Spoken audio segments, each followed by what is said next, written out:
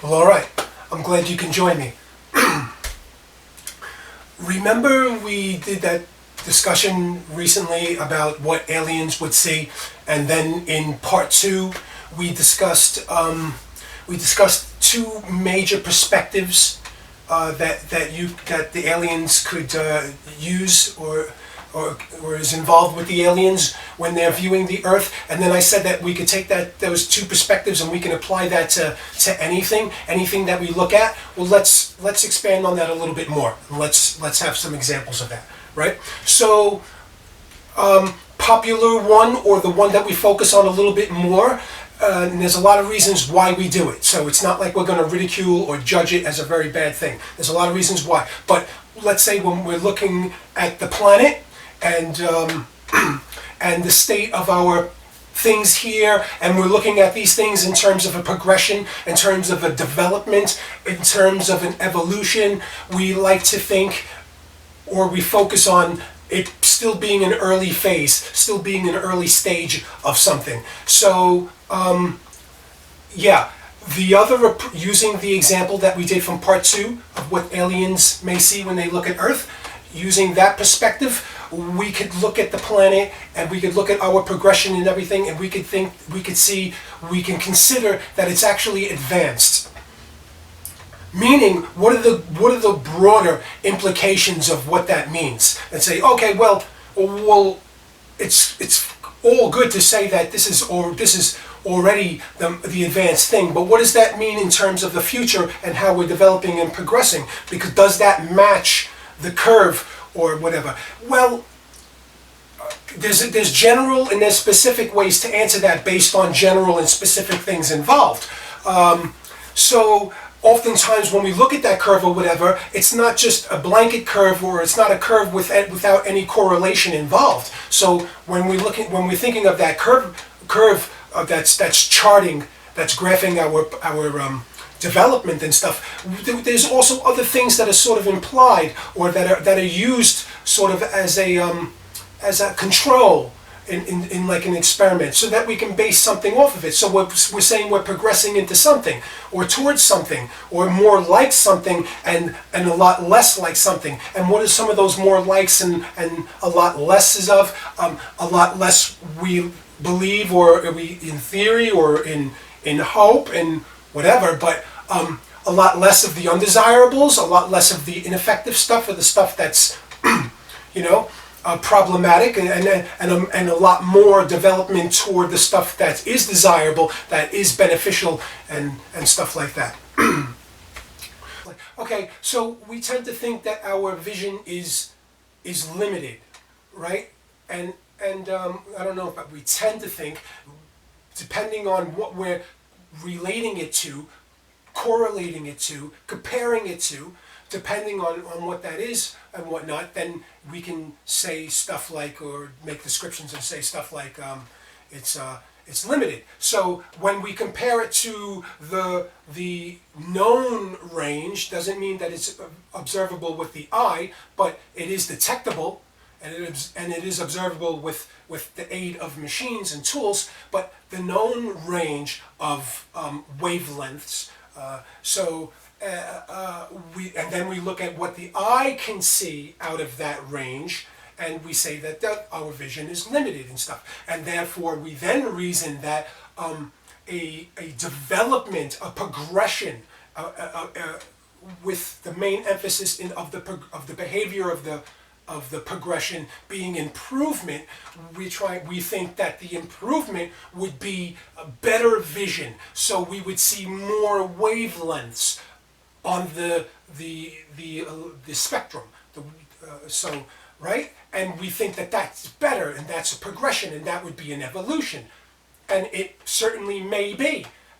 It may actually be, or have been, the case up till now, or up to a certain point, or at least when we look back at the development of things, we could see that was the case. So one point of what I'm getting at here is, just because we explore, or as good scientists consider the other avenue of perspective, doesn't mean that that's automatically disproving or refuting the other way and whatnot. They could both coexist simultaneously together in bits and pieces in certain percentages of it, like genes and environment, playing both of a role, but it doesn't always have to be 50-50.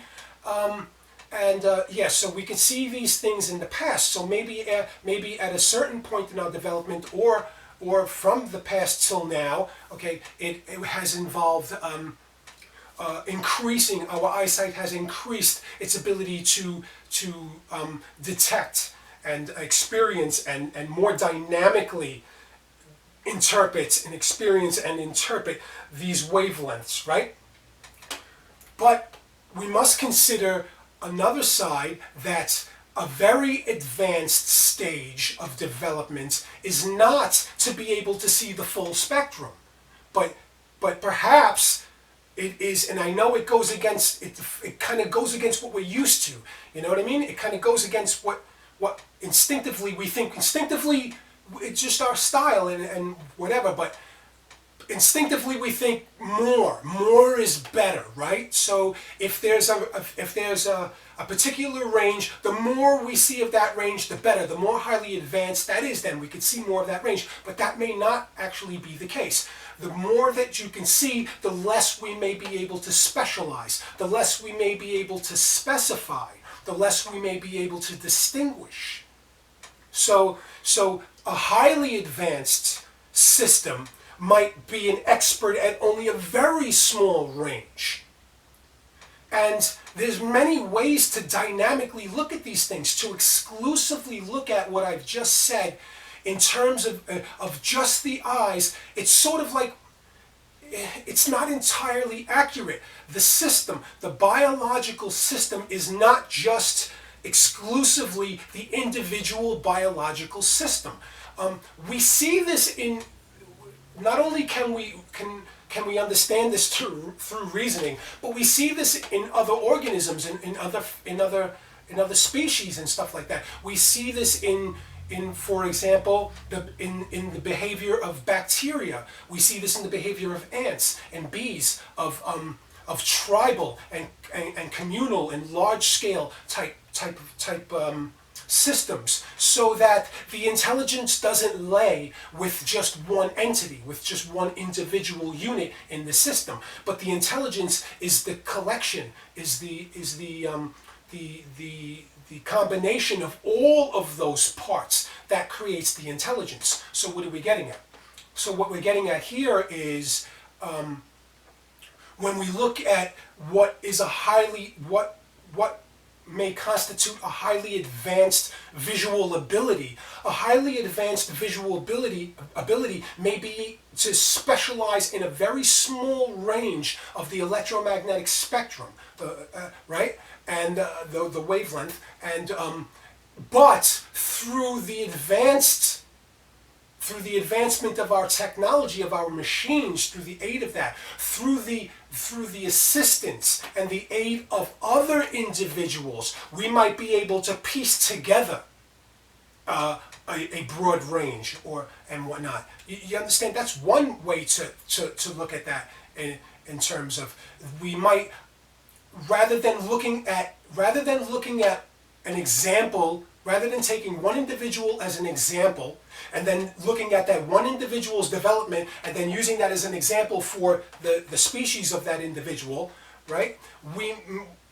A more advanced development may be that there is a broad range of the specialty of that wavelength, of that little specific wavelength. So a certain percentage of the population will see a certain percentage, a very precise range of the wavelength, and another percentage will see another precise wavelength. Maybe in the future, you see what I'm saying? The development of an advanced vision is that way, and then all of us piece together.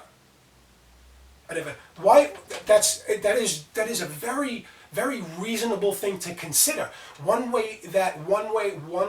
reason why that's reasonable to consider it is how nature can satisfy that, how nature can achieve that goal. Because if nature was to achieve that goal through each individual unit, system, through each individual, it would need to do whatever it takes to get that one individual unit to achieve that entire ability, which obviously requires, which should require a lot of complexity, a lot of system involved with that. You know what I'm saying? A lot of parts, a lot of complexity to get to that part. But if nature can divide, if nature can spread out, if nature can compartmentalize however you want, but share the responsibility of that complexity, so that no one individual needs to be incredibly complex in order to get, or in order to work together to experience that incredibly complex thing. That's a very reasonable and very likely thing that nature could explore in order to achieve that. At least in a future, at least when we consider what a future evolution might be, that could be a very realistic early stages of a highly advanced system, to have individual parts that can specialize in a highly advanced thing or aspect or whatever, and come together to get a highly advanced broader one, at least for now, at that point, until slowly each individual can achieve what the group can achieve and stuff.